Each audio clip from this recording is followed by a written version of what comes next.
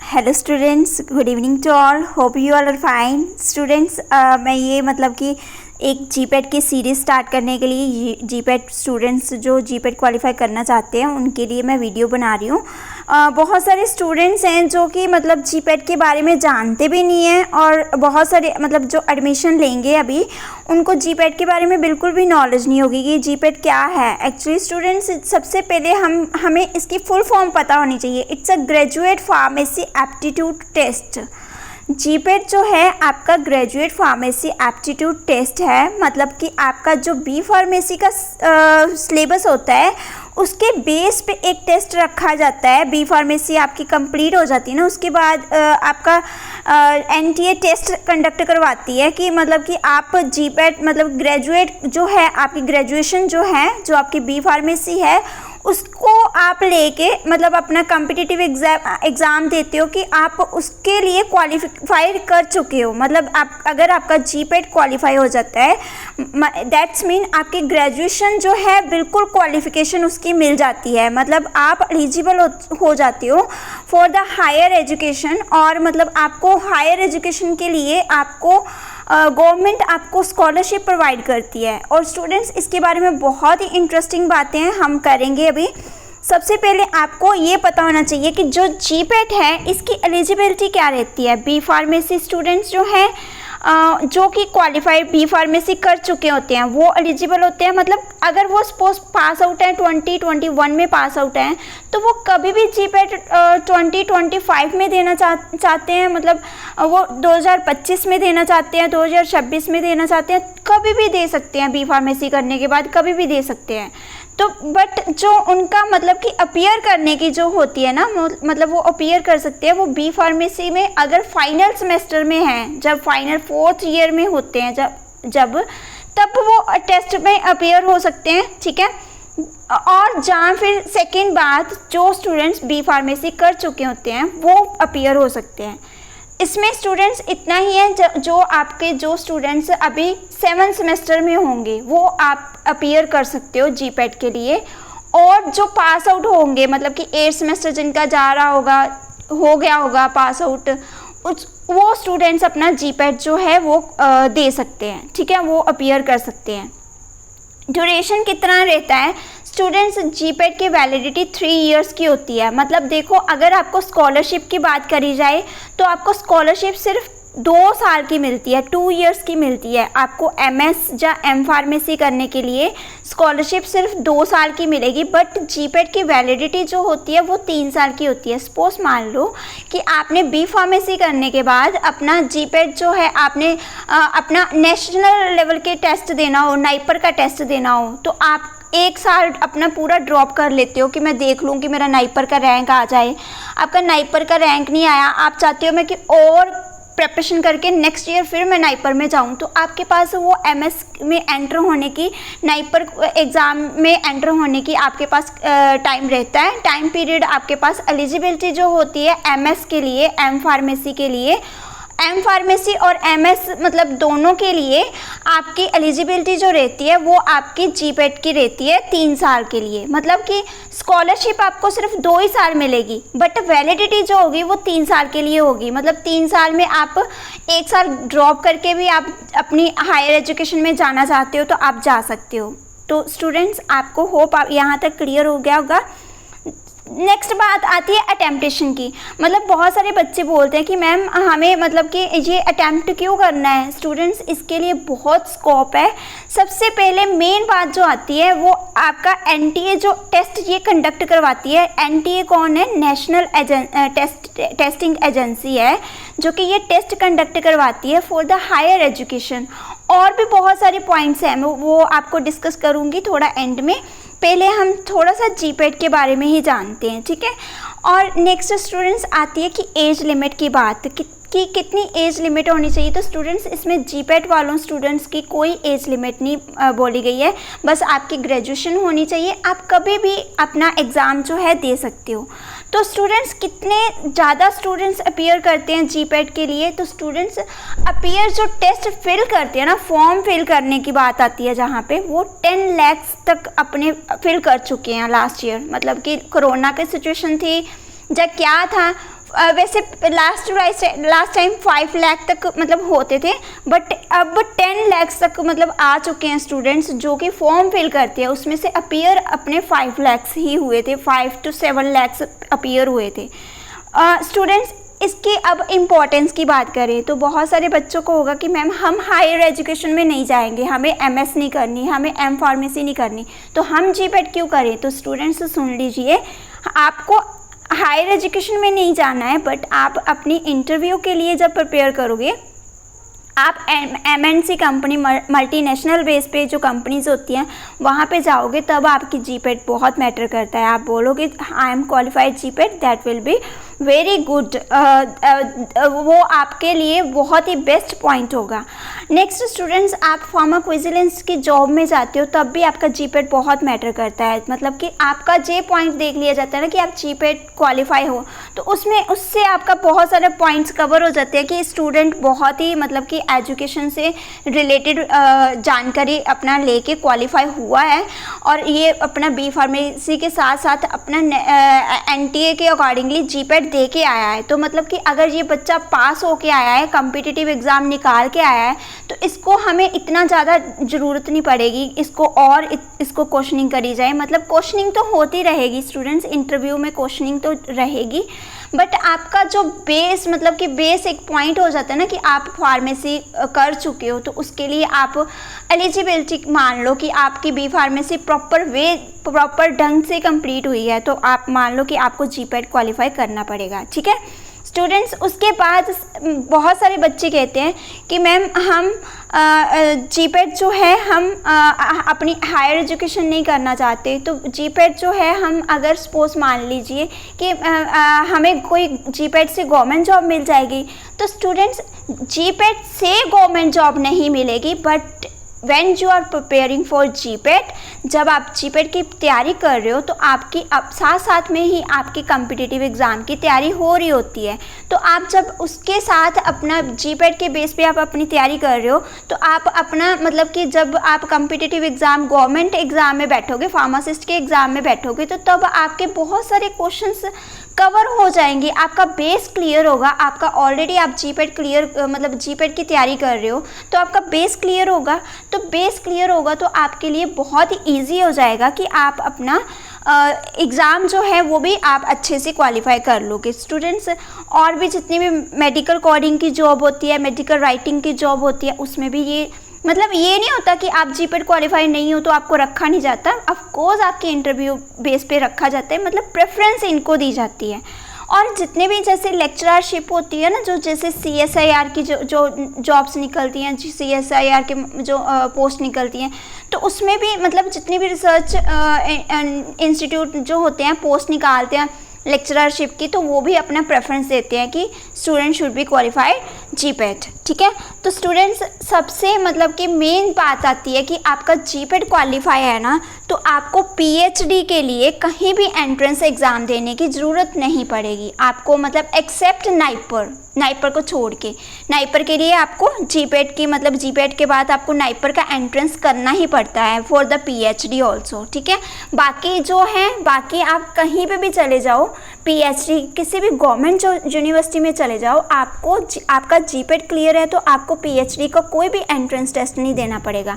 Next students, जितने भी junior research fellowship आती है, स्कॉलरशिप जिसको बोलते हैं हम, जो स्कॉलरशिप मिलती है हमें, JRF की स्कॉलरशिप मिलती है, सीनियर रिसर्च फेलोशिप जो हमारी मिलती है, वो सारी जितनी भी रिसर्च लेबॉर्ट्री हैं उसमें भी प्रेफरेंस मांगी जाती है कि आर यू क्वालिफाइड GPET। वहाँ से पूछा जाता है आपसे, मतलब कि पूछा क्या जाता है, जब आप फॉर्मेट पढ़ रहे होते हो ना, फॉर्म फिल करते हो, कोई भी टेस्ट का, कोई एग्ज़ाम का फॉर्म फिल करते हो, कोई प्रोजेक्ट में आप कोई सपोज मान लो प्रोजेक्ट लिखा है आपने, तो वहाँ आप अपना लगा देते हो साथ में कि GPET क्वालिफाई हो, तो आपका वहाँ भी बहुत ही ज़्यादा प्रेफरेंस मिलती है आपको। तो स्टूडेंट्स ये सिर्फ इतनी सी बातें नहीं है, हम बहुत सारी बातें करेंगे, तो बहुत सारी बातें हम यहाँ पे करेंगे। बहुत सारे स्टूडेंट्स बोलते हैं कि मैम हमें गवर्नमेंट जॉब की तैयारी करनी है, हम जीपेट की तैयारी नहीं करेंगे। तो स्टूडेंट्स आपको जीपेट करोगे तो जीपेट से ही आपकी गवर्नमेंट की तैयारी होगी, क्योंकि जीपेट है कि आपका सारा फार्मेसी का सिलेबस ही तो है। तो आप कोई भी ड्रग इंस्पेक्टर का एग्ज़ाम दे लो या कोई भी एग्ज़ाम दे लो, उसमें आपका जीपेट क्लियर होगा, जीपेट की तैयारी कर रहे होंगे तो आपके लिए बहुत ईजी हो जाएगा बाकी भी एग्ज़ाम को क्रैक करना। ठीक है, एग्ज़ाम पैटर्न की बात करें तो एग्ज़ाम जो होता है स्टूडेंट्स ये कंप्यूटर बेस पे होता है। सीबीटी इसको बोला जाता है, सीबीटी टाइप, मतलब कि कंप्यूटर बेस्ड टेस्ट होता है। इसमें आपको 125 क्वेश्चंस रहते हैं, जो कि all questions are in MCQs form. आपके सिर्फ मल्टी कॉम्पिटिटिव एग्ज़ाम जो हैं वही आपके मल्टी चॉइस क्वेश्चन आते हैं। इसमें मल्टी चॉइस क्वेश्चन में आपको 4 ऑप्शन दिए जाते हैं, जिसमें से आपको एक सिलेक्ट करना होता है। नेक्स्ट स्टूडेंट्स, ये टोटल आपको 500 मार्क्स का जो होता है आपका पेपर होता है, 500 मार्क्स का। Each question carry 4 marks. और सिलेबस जो होता है इसमें सिर्फ बी फार्मेसी का, कोई इसमें जनरल नॉलेज का क्वेश्चन नहीं आता। इसमें सारी ही आपके बी फार्मेसी के बेस पे ही सिलेबस लिया जाता है। और आपका जो स्कोर कार्ड होता है वो 3 साल की वैलिडिटी रहती है। स्कॉलरशिप आपको सिर्फ 2 साल की मिलेगी, बट जो आपका जो स्कोर कार्ड होगा वो 3 साल के लिए वैलिड होगा। फॉर PhD बहुत सारे बच्चों के माइंड में क्वेश्चन होगा कि मैम फॉर PhD कितनी वैलिडिटी रहती है। तो स्टूडेंट्स, PhD के लिए आपकी वैलिडिटी अनलिमिटेड है। आप कभी भी जब जीपेट क्वालिफाई कर लेते हो उसके बाद आपकी मास्टर्स हो जाती है, उसके बाद आपकी PhD आप कभी भी इनरोल करना चाहो तो आप कभी भी लाइफ में कितने भी सालों के बाद भी आप PhD को ज्वाइन कर सकते हो। उसके लिए आपको एंट्रेंस नहीं देना पड़ेगा। और स्टूडेंट्स, MS के लिए या M फार्मेसी के लिए कितनी स्कॉलरशिप मिलेगी, बहुत सारे बच्चों के माइंड में क्वेश्चन होगा। तो 12,400 पर मंथ आपको स्कॉलरशिप मिलेगी। स्टूडेंट्स, थोड़ा सा हम देखते हैं कि क्या कट ऑफ रही है, मतलब जीपेट एग्ज़ाम की। मैं 5 साल की यहाँ पे लेके आई हूँ, लास्ट 5 ईयर के अकॉर्डिंगली अगर देखा जाए तो हमारी 2021 में जो मतलब कि जनरल कैटेगरी रही है उसकी 186 कट ऑफ गई थी। मतलब 500 में से जिसके 186 मार्क्स से ज़्यादा आए थे, या 186 मार्क्स आए थे, या इससे ऊपर आए थे, वो सारे स्टूडेंट्स क्वालिफाई थे। नेक्स्ट, जो इकोनॉमिकली वीक सेक्शन वो तो अभी 2020 में ही आया है हमारा, है ना। तो वो उनके 155 कट ऑफ रही थी स्टूडेंट्स की। OBC मोड, पहले तो स्टूडेंट्स OBC मोड की कोई भी मतलब कि नहीं होता था, सिमिलर ही होता था 2018 तक। बट 2019 में ये चेंज हुआ कि उनकी और एवरेज उनकी कम कर दी, मार्क्स उनके कम कर दिए गए। According to OBC category 152 marks जो थे इनके थे। और SC के लिए स्टूडेंट्स, SC के लिए तो SC कैटेगरी जो स्टूडेंट्स हैं बहुत ही लकी स्टूडेंट्स हैं, बिकॉज उनको बहुत ही कम मार्क्स में, मतलब कि 114 नंबर में उनको उनकी लास्ट कट ऑफ 114 नंबर 114 कह लो कि बहुत ही मतलब जनरल मार्क्स। इतने मार्क्स तो आप स्टूडेंट्स ला सकते हो, बहुत इजी होता है। इतने मार्क्स आपको अगर आप प्रॉपर वे से बेस क्लियर कर लेते हो ना आपका, तो इतने मार्क्स तो बहुत इजीली 100 के पास ही उनकी रहती है। SC और ST स्टूडेंट्स जितने भी हैं उनके 100 मार्क्स बहुत ही इजी है स्टूडेंट्स। बहुत सारे जनरल कैटेगरी के 100 मार्क्स तो आ जाते हैं, बट वो बेचारे उनकी कट ऑफ बहुत ज़्यादा चली जाती है तो उनका नहीं इतना हो पाता। तो जितने भी SC और ST स्टूडेंट्स हैं वो अपने आप को लकी मानिए और इस चांस का ज़रूर फ़ायदा लीजिए, ठीक है। नेक्स्ट स्टूडेंट्स, 2020 में जनरल कैटेगरी की 163 मार्क्स कट ऑफ रही थी। इकोनॉमिकली वीक की 104 मार्क्स रही थी। OBC की 131 मार्क्स रही थी। SC की 103 मार्क्स रही थी और ST की 76 मार्क्स रही थी। नेक्स्ट स्टूडेंट्स, 2019 में 141 मतलब 141 मार्क्स रही थी, ठीक है। और तब मतलब कि इकोनॉमिकली वीक सेक्शन का कोई भी नहीं हुआ करता था। ये तो अभी 2020 में ही निकला है। इकोनॉमिकली वीक का जो इंसेंट फॉर्म आया है, जो इकोनॉमिकली वीक होते हैं, जो जिनके पास इतनी जायदाद नहीं होती, जिनके पास इतना मतलब जनरल कैटेगरी को बिलोंग करते हैं, वो स्टूडेंट्स अपना सर्टिफिकेट बनवा लेते हैं तो वो अपने एलिजिबल होते हैं। तो ये पहले नहीं होता था। नेक्स्ट स्टूडेंट्स, OBC की 117 थी, SC की 95 थी और ST की 74 थी। 2018 में 137 थी, और ओबीसी की 137 गई थी उसकी भी, और एसटी की 98 गई थी, एसटी की 67 गई थी। 2017 में 113 जनरल कैटेगरी की, ठीक है, ओबीसी की भी 113 एंड एससी की 82 और एसटी की 82 मार्क्स। मतलब कि स्टूडेंट्स मान लीजिए कि 2016 में भी 100 मतलब कि 26 समथिंग इतने मार्क्स से, मतलब कि काफ़ी मार्क्स थे उसमें भी। 2016 में मैं क्वालिफाई करा था मैंने जीपेट, तो मेरी भी जनरल कैटेगरी थी। तो मतलब कि स्टूडेंट्स बहुत ही डिफ़िकल्ट होता है जनरल कैटेगरी के लिए, बट उनको थोड़ा सा हार्ड वर्क करने की ज़रूरत पड़ती है, हो जाता है उनका भी। तो नेक्स्ट स्टूडेंट्स अगर हम बात करें नेक्स्ट सब्जेक्ट्स की बात करें, तो बहुत सारे बच्चों के माइंड में होता है कि मैम हम कौन से सब्जेक्ट पढ़ें। तो स्टूडेंट्स ये आपका ये मतलब कि कुछ 2021 के अकॉर्डिंगली, पैटर्न के अकॉर्डिंगली कुछ डाटा है कि जो फार्मास्यूटिकल केमिस्ट्री है आपके वहाँ से 38 से लेके 40 तक क्वेश्चंस आए हैं। फार्मास्यूटिकल सॉरी यहाँ पे मैंने केमिस्ट्री लिख दिया, केमिस्ट्री नहीं, यहाँ पे हमारी स्यूटिक्स है।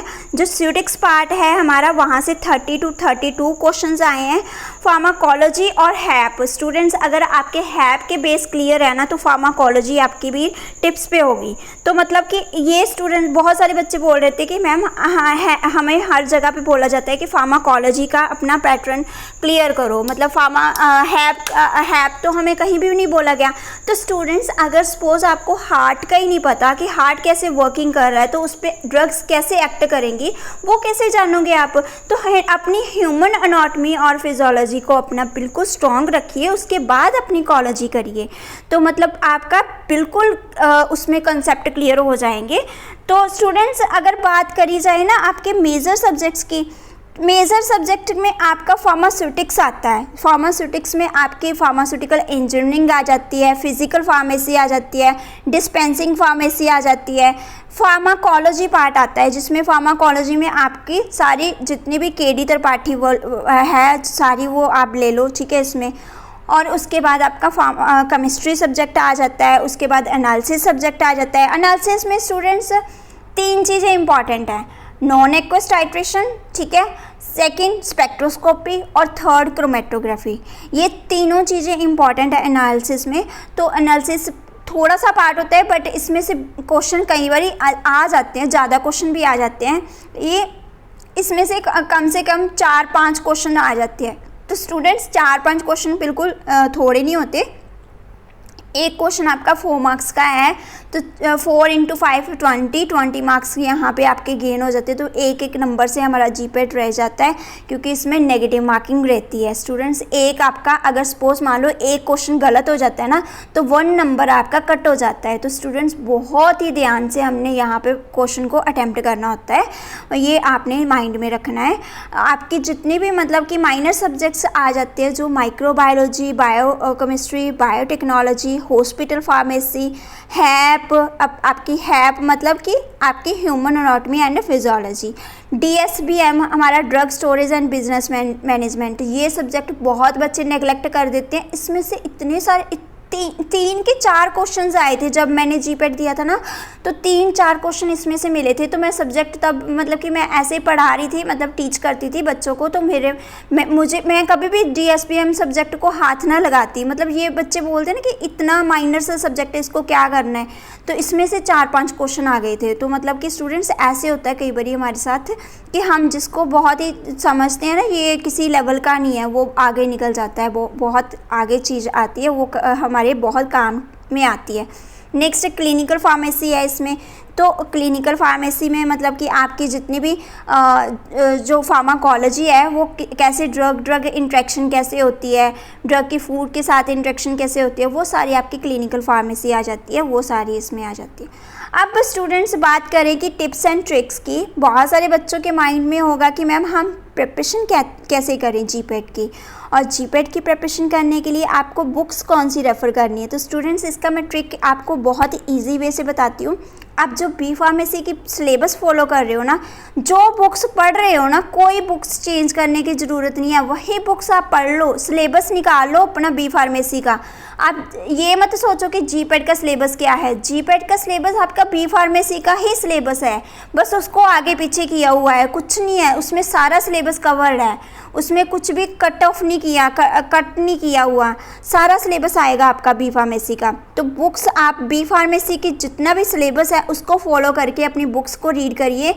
आप ये मतलब कि बहुत सारे बच्चे बोलते हैं ना कि हम छोटी छोटी बुक्स, मतलब जैसे फार्मास्यूटिक्स के लिए हम आर एम मेहता पढ़ लेंगे तो हमारा जीपेट नहीं हो सकता। स्टूडेंट्स, ये बिल्कुल गलत बात है। आपका बेस क्लियर हो जाए ना तो आपका जीपेट कोई भी नहीं रोक सकता। मतलब कि आपका बेस क्लियर होना चाहिए। आप बेस अपना छोटी सी बुक से भी कवर कर लोगे ना तो आपका जीपेट क्लियर हो जाता है, क्योंकि बेसिक क्वेश्चन 30 to 40 क्वेश्चन तो आपके बिल्कुल बेसिक क्वेश्चन रहते हैं उसमें। मतलब कि ये नहीं होता कि आपके मतलब कि 25 क्वेश्चन है तो 125 के 125 आपको रीजनिंग डाल दी जाए। उसमें से 20 से 30 क्वेश्चन इतने बेसिक होते हैं ना कि आपका अगर मान लो कि आप बिल्कुल अपने बी फार्मेसी को अच्छे से किया है ना तो आप मतलब कहीं पे भी आपको जाने की ज़रूरत नहीं है, आप इजीली अटेम्प्ट कर लोगे। स्टूडेंट्स, सेकेंड बात कि सॉल्व प्रीवियस क्वेश्चन पेपर, आपको क्वेश्चन पेपर सॉल्व करने हैं। अब आप बोलोगे कि मैम क्वेश्चन रिपीट होते हैं, नहीं बिल्कुल रिपीट नहीं होते, बट टॉपिक रिपीट होता है। जैसे सपोज मान लो कि क्वेश्चन आया था 2015 में, जैसे क्वेश्चन आया था ड्रग इंट्रैक्शन पे। स्टूडेंट्स, जैसे ड्रग इंट्रैक्शन पे क्वेश्चन आया था तो मतलब कि ये ड्रग है, इसके साथ मतलब कि अगर हम फूड के साथ लेते हैं तो क्या रिएक्शन करेगी, है ना। तो मेरे को पता चल गया कि ड्रग इंट्रैक्शन से क्वेश्चन आया है, तो मैंने ड्रग इंट्रैक्शन की जितने भी ड्रग इंट्रैक्शन थी सारे टॉपिक मैंने पढ़े थे। और जब मैंने 16 में अपीयर करी थी तो मेरे उसमें क्वेश्चंस आए थे, मतलब कि उसमें से क्वेश्चन आए थे ड्रग इंट्रैक्शन में से, सेम क्वेश्चन नहीं आया था बट घुमा के उसमें उसके रेलिवेंट और क्वेश्चन उसमें आए थे, 2 क्वेश्चन आए थे। मतलब ऐसे होता है कि हम टॉपिक कर लेते हैं। जैसे सपोज मान लो कि हमारा जो डायूरेटिक है उसमें से जीपेट में क्वेश्चन आता ही आता है, डायूरेटिक एंड एंटी डायूरेटिक। अब वो कर लोगे, आपका हाइपरटेंशन भी क्लियर हो जाएगा, ठीक है। हाइपरटेंशन वाली एंटी हाइपरटेंसिव ड्रग्स भी आपकी क्लियर हो जाएंगी। तो मतलब कि उस डायूरेटिक आता होगा तो एंटी हाइपरटेंसिव ड्रग का आपको मतलब समझ आएगा ना। तो मतलब कि आपका छोटा सा बेस क्लियर होगा तो आप उसके बाद स्टडी करोगे। मतलब बहुत सारे बच्चे क्या करते हैं, केडी त्रिपाठी पकड़ के पढ़ने बैठ जाते हैं, तो उनको हार्ट का स्ट्रक्चर भी नहीं पता होता तो केडी त्रिपाठी पढ़ रहे होते हैं। स्टूडेंट्स, ऐसी मिस्टेक्स नहीं करनी है, आपको पहले बेस क्लियर करना है। आप अपना बेस क्लियर करिए, उसके बाद मतलब बेस कहाँ से क्लियर होता है आपका, आपके फर्स्ट सेमेस्टर के सिलेबस से। आप जब फर्स्ट सेमेस्टर का सिलेबस पकड़ोगे, आप चाहे 5th सेमेस्टर में भी हो ना तो आपको फर्स्ट सेमेस्टर की बुक्स पढ़नी ही पड़ेंगी। स्टार्ट आपको फर्स्ट सेमेस्टर से ही करना पड़ेगा, बिकॉज वही आपका बेस बनाते हैं। और स्टूडेंट्स, अपना मतलब कि कहाँ से स्टार्ट करना है, आपने ज़रूरी नहीं है कि फार्माकोलॉजी, मैंने बोला है कि फार्माकोलॉजी, तो फार्माकोलॉजी आप स्टार्ट करोगे। स्टूडेंट्स, आपका जहाँ भी इंटरेस्ट बनता है ना, अगर आपका फार्मास्यूटिक्स में इंटरेस्ट बनता है, फार्मा केमिस्ट्री में इंटरेस्ट बनता है, तो आप कोई भी सब्जेक्ट लीजिए, वहाँ से स्टार्ट करिए। आप पहले इजी सब्जेक्ट जो आपको इजी लगते हैं पहले वो कवर कर लीजिए। उसके बाद और कहाँ से कवर करनी है, सिलेबस निकाल के रख लो। अपना सिलेबस जो बी फार्मेसी का है ना, अभी से फाइल में लगा के रख लो, ठीक है। और स्टूडेंट्स, अब बहुत सारे बच्चों की इतनी मेमोरी नहीं होती कि वो सारा दिन पढ़ते रहें। तो क्या करना है, आपको स्क्रीनशॉट लगा के रखने हैं। मतलब कि अपने फ़ोन में स्क्रीनशॉट रखने हैं। आप 10 बार 15 बार देखोगे ना चीज़ को, आपके माइंड में वो चीज़ रहेगी। तो आपने अगर जो टॉपिक पढ़ा है ना तो उसको सारा दिन ऐसे फ़ोन से ही फ़ोटो क्लिक कर लिया करो, उसको देखते रहा करो। शाम को टाइम मिला, रात को टाइम मिला, रात को सोने से पहले एक बार रिवाइज़ कर लिया, ठीक है। और स्टूडेंट, सबसे मेन बात जो जीपेट में होती है, आपने सिलेबस तो कवर कर लिया, सबसे मेन बात होती है रिवीजन करना। रिवीजन आपने ज़रूर करनी है, वीकली, हर वीक में आपको रिवीजन करनी बहुत ज़रूरी है, ठीक है। और जो मेन बात है, आपको प्रैक्टिस करनी है एमसीक्यूज़ पे। एमसीक्यूज़ ऐसे नहीं है कि एमसीक्यूज़ इसका आ गया, इसके 4 ऑप्शन, इसमें ए सही है तो ए लगा दिया, ए लर्न कर लिया, रट्टा मार लिया तो लगा लिया। आप समझो उसमें जो ऑप्शन दिए हैं, अगर ए सही है तो बी सी डी क्यों गलत है, वो किसका आंसर था। ऐसे उनको चीज़ को एक्सप्लेनेशन से समझो, तब आपका जाके मतलब कि जीपेट के बेस क्लियर होंगे, ठीक है। उसके बाद स्टूडेंट्स अपने एमसीक्यूज़ क्रिएट करो जितना भी हो सकता है ना। तो टॉपिक पढ़ते हो ना, तो उसमें से एमसीक्यूज़ बनाया करो कि इसमें से क्या एमसीक्यूज़ बन सकते हैं, ठीक है। और मतलब स्टूडेंट्स अपना जितना भी मतलब कि ऑप्शंस होते हैं ना, उनको ज़रूर रीड किया करो और उन ऑप्शंस की ज़रूर एक्सप्लेनेशन पढ़ा करो। तो स्टूडेंट्स इसका बहुत ही बेनिफिट होगा आपका, मतलब कि आप जब मतलब करोगे तो आपको बहुत ही बेनिफिट होगा। अब मैं आपको बता दूं कि स्टूडेंट्स क्या क्या कहाँ से पढ़ना है आपने। सबसे पहले आती है आपकी, मैंने आपको बोला ना फार्माकोलॉजी आपकी मेन है, तो सबसे पहले फार्माकोलॉजी से पहले आपने हैप ज़रूर पढ़नी है, ठीक है। हैप कहाँ से पढ़नी है, आप अपने +2 के नोट्स से, +2 के बुक्स से, और सबसे बेस्ट आपकी बी फार्मेसी बुक रहती है आपकी रोज़ एंड विल्सन, बहुत ही बेस्ट बुक है। और स्टूडेंट्स बहुत ही इजी बुक है, इतनी ज़्यादा भी डिफ़िकल्ट बुक नहीं है। उसमें से थोड़े मीनिंग को अंडरलाइन करके उसके वर्ड्स निकाल लोगे तो बहुत इजी बुक हो जाएगी। मतलब कि उसमें थोड़ी सी वर्डिंग को कहीं कहीं थोड़ा सा वर्ड्स दिए हुए हैं ऐसे कि बहुत ही वर्ड्स मतलब कि थोड़ा सा उसको ज़रूरत पड़ती है। बट आपका जो रोज़ एंड विल्सन है ना, उसमें सारी आपकी एनाटॉमी इतनी अच्छे से कवर की हुई है ना, आपको कहीं भी इधर उधर जाने की ज़रूरत नहीं पड़ेगी। और स्टूडेंट्स जब आप रोज़ एंड विल्सन पढ़ोगे ना, रोज़ एंड विल्सन पढ़ने के साथ आप उसके बाद के.डी. त्रिपाठी को पकड़ना। के.डी. त्रिपाठी आप मतलब कि बेस्ट है फॉर द फार्माकोलॉजी, और कहीं भी आपको जाने की ज़रूरत नहीं पड़ेगी। के.डी. त्रिपाठी के साथ साथ आपने एक बुक रेफ़र करनी है फॉर द एमसीक्यूज़ की प्रैक्टिस के लिए, स्पर्श गुप्ता। ये आपको, ये जितने भी MBBS स्टूडेंट्स होते हैं, जितने भी कॉम्पिटिटिव एग्ज़ाम होते हैं ना मेडिकल की रिगार्डिंग, तो वो स्टूडेंट्स सारे ये स्पर्श गुप्ता को फॉलो करते हैं। स्पर्श गुप्ता आपकी एक कॉम्पिटिटिव बुक है for just specific for the pharmacology.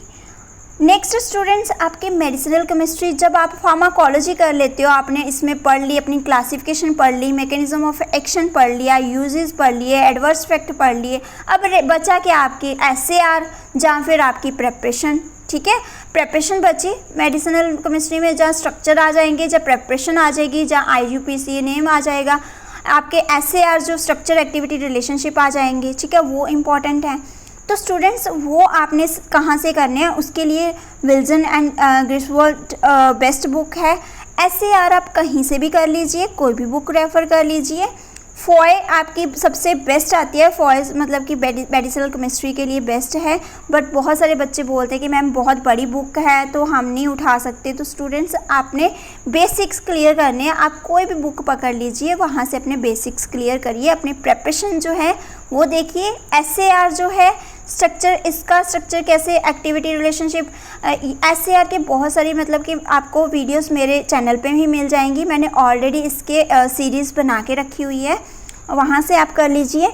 Next students pharmaceutics कहाँ से स्टूडेंट्स कहते हैं कि मैम कौन सी बुक रेफ़र करें, तो स्टूडेंट्स सबसे पहले आपने RM मेहता पकड़नी है, ठीक है। कहीं भी नहीं जाना, आपने सबसे पहले RM मेहता बुक पकड़नी है, जो कि D फार्मेसी वाले स्टूडेंट्स भी रेफ़र करते हैं। सबसे इजी एंड बेस्ट बुक है। और स्टूडेंट्स उसके बाद आपने लैकमैन में आना है, लैकमैन आपने रीड करनी है साथ में, ठीक है। लैकमैन के साथ साथ स्टूडेंट्स जब आप बी फार्मेसी 6 सेमेस्टर में हो जाओगे, 5th में हो जाओगे, 5th में आपको बायोफार्मास्यूटिक्स एंड फार्माकोकिनेटिक आपको सब्जेक्ट लगेगा, जिसमें आपकी ब्रह्मांकर बुक आती है, ठीक है। 3rd सेमेस्टर में आपकी फिजिकल फार्मेसी एंड स्टूडेंट्स आपकी फार्मास्यूटिकल इंजीनियरिंग आती है। तो दोनों ही subject very very important for the GPAT। आपके GPAT के लिए बहुत ही इंपॉर्टेंट सब्जेक्ट्स हैं pharmaceutical engineering as well as physical pharmacy. सबसे मतलब कि स्यूटिक्स का पार्ट कह लो, स्यूटिक्स के बहुत सारे क्वेश्चंस इसमें से 10 एटलीस्ट क्वेश्चन यहाँ से ही बन जाते हैं। 10 नहीं तो 6 to 7 क्वेश्चन आपके फिजिकल फार्मेसी से आते ही आते हैं। और फार्मास्यूटिकल जो इंजीनियरिंग सब्जेक्ट है, वहाँ से आपके क्वेश्चंस एटलीस्ट आपको 7 to 8 क्वेश्चंस वहाँ से मिल जाते हैं। तो स्टूडेंट्स आपने ये सब्जेक्ट आपके बहुत ही इंपॉर्टेंट है फार्मास्यूटिक्स के। नेक्स्ट स्टूडेंट्स मतलब कि आपका जो फार्माकोग्नोसी पार्ट रहता है, बहुत सारे बच्चे बोलते हैं कि मैम हमारी फार्माकोग्नोसी तो अब रही नहीं, एक ही सेमेस्टर में है। तो स्टूडेंट्स ये बात नहीं है कि आपके फार्माकोग्नोसी में से क्वेश्चन नहीं आते, आपके 6 to 8 क्वेश्चन तो फार्माकोग्नोसी से आएंगे ही आएंगे। आप कहीं भी चले जाओ, आप फार्माकोग्नोसी को बिल्कुल डिलीट कर दो, तब भी आपको अल्केलॉइड ग्लाइकोसाइड्स के क्वेश्चंस आएंगे ही आएंगे। ग्लाइकोसाइड्स, अल्केलॉइड्स, आप टैनिन्स, रेजिन्स, ये क्वेश्चन यहाँ से आपके बनेंगे ही बनेंगे, वो कहीं नहीं जाएगी आपकी, वो ख़त्म नहीं होगी। तो फार्माकोग्नोसी के लिए आपको ये रेफ़र करनी पड़ेगी। उसके लिए आपको काटे रेफ़र कर सकते हो। माइक्रोस्कोपी के लिए आप ट्रीज एंड इवान यूज़ कर सकते हो। स्टूडेंट्स मतलब कि मैं 2 बुक्स आपको बता रही हूँ ना, तो आपने कौन सा पार्ट कहाँ से करना है वो भी मैंने साथ साथ में मेंशन किया हुआ है। मैं साथ साथ में बता रही हूँ आपको कहाँ से क्या करना है, वो आपने वहाँ से करना है। नेक्स्ट स्टूडेंट्स आपका आ जाता है एनालिसिस पार्ट। एनालिसिस में बहुत सारे बच्चे बोल देते हैं कि ma'am chromatography and spectroscopy sufficient है, तो उसमें से 2-3 क्वेश्चन जो है आपके नॉन एक्वस टाइट्रेशन से भी बनते हैं। तो स्टूडेंट्स वो आपकी जो एनालिसिस जो फर्स्ट सेमेस्टर में रहती है, आपकी एरर टॉपिक रहता है, उसमें से भी क्वेश्चन आता है। ठीक है, आपके जो छोटे छोटे टॉपिक है ना, उसके लिए पीसी कंपोज आपकी ठीक है, बेस्ट है। ठीक है, और आपकी स्पेक्ट्रोस्कोपी के लिए आपकी वाई शर्मा ठीक है, और आपकी पाविया भी बहुत अच्छी बुक है। क्रोमेटोग्राफी के लिए चटवाल सबसे बेस्ट बुक है। ठीक है स्टूडेंट्स, आपने यही बुक्स जो हैं अपनी रेफ़र करनी है। उसके बाद बायोकेमिस्ट्री और बायोटेक्नोलॉजी दोनों के लिए अलग अलग आपकी बुक आती है सत्यनारायण की। स्टूडेंट्स दोनों के लिए सत्यनारायण बेस्ट बुक है। बायोटेक्नोलॉजी की अलग आती है, बायोकेमिस्ट्री की अलग आती है। ठीक है, और स्टूडेंट्स उसके बाद आपकी ऑर्गेनिक केमिस्ट्री आती है। ऑर्गेनिक केमिस्ट्री के लिए आपको कहीं इधर उधर जाने की ज़रूरत नहीं है, आप अपने +2 के नोट्स पकड़ लीजिए, बट उसको अच्छे से, रिएक्शंस को अच्छे से समझिए। मतलब स्टूडेंट्स जितनी भी NCERT बुक है, आपकी बुक्स हैं आपकी +2 की, वो बहुत ही मैटर करती हैं। आपकी बायोलॉजी, आपकी हैप वहाँ से क्लियर हो जाती है, आपकी ऑर्गेनिक केमिस्ट्री वहाँ से क्लियर हो जाती है। तो उनको बुक्स को कभी भी सेल मत करिएगा, वो आपके काम में आती है। ठीक है, उसके बाद स्टूडेंट्स आपकी बहल एंड बहल बुक है आपकी ऑर्गेनिक केमिस्ट्री के लिए, जो कि बेस्ट मानी जाती है, बहुत ही बेस्ट बुक है। नेक्स्ट स्टूडेंट्स क्लिनिकल फार्मेसी जो है आपकी, उसमें आपकी स्पर्श गुप्ता मतलब कि जो बुक है, जो मैंने आपको स्टार्टिंग में बताया था फार्माकोलॉजी के लिए, आपकी उसी में कवर हो जाएगी क्लिनिकल फार्मेसी में। बट थोड़े बहुत अगर टॉपिक आप चाहते हो और थोड़ा अपने आप को पॉलिश करना, तो आप रेमिंगटन पढ़ सकते हो। और स्टूडेंट्स और भी मतलब कि आपको छोटे नोट्स मिल जाते हैं, बहुत सारे नोट्स मिल जाते हैं। और स्टूडेंट्स मैं बहुत ही मतलब जल्दी आपकी सीरीज़ लेके आने वाली हूँ GPAT के लिए। जो जितनी भी बुक्स हैं, इतनी बुक से पढ़ना आपको थोड़ा सा डिफ़िकल्ट लगेगा, इसलिए मतलब कि मैं आपकी सीरीज़ स्टार्ट करने लगी हूँ, जिसमें मैं स्टूडेंट्स सारा GPAT का बताऊँगी कि क्या क्या इंपॉर्टेंट क्वेश्चंस आ सकते हैं, कैसे आपको क्या क्वेश्चन, कैसे आपको उसका मतलब बेस क्लियर करना है, आपको कैसे पढ़ना है। मैं इम्पॉर्टेंट टॉपिक्स लेके आऊँगी स्टार्टिंग में से, फर्स्ट सेमेस्टर में से उस पहले मतलब कि आपके टॉपिक्स लेके आऊँगी, साथ में आपके MCQs भी लेके आऊँगी। तो आपकी GPAT की सीरीज़ स्टार्ट होने वाली है, तो जल्दी से जल्दी अपने फ्रेंड्स को भी ये चैनल को शेयर करिए। और स्टूडेंट्स जितना भी जल्दी हो सके ये चैनल को अपने फ्रेंड्स के साथ ज़रूर शेयर करो, ताकि बहुत सारे बच्चे जो जिनको GPAT के बारे में पता नहीं होता उनको नॉलेज मिल सके। और जितने भी स्टूडेंट्स हैं उनको बहुत ही जितने भी कॉम्पिटिटिव एग्ज़ाम्स होंगे, ये सारे MCQs की ज़रूरत पड़ेगी ही पड़ेगी। तो स्टूडेंट्स आपको GPAT क्रैक करना ही करना है, कैसे भी करना है, वो मैं आपकी ज़रूर हेल्प करूँगी। आपको भी मेरा साथ देना है। आपको क्या करना है, ये चैनल को शेयर करना है, ताकि बहुत सारे स्टूडेंट्स जो हैं अपनी GPAT के रिगार्डिंग अवेयर हो पाएँ और वो भी अपनी प्रिपरेशन स्टार्ट कर पाएँ। Thank you students and all the best to all students. Thank you.